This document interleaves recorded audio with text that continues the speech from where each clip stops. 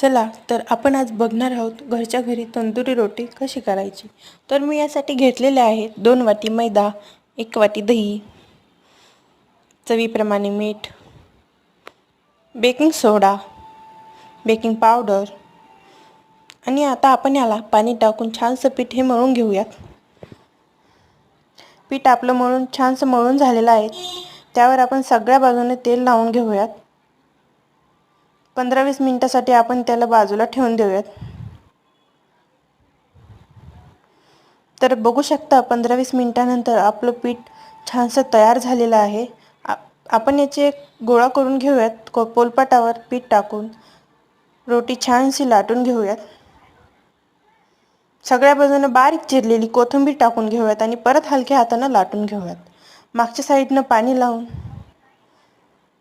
गरम पॅनवर ही रोटी आपण शेकायला ठेवून देऊयात। थोडंसं बटर लावूयात।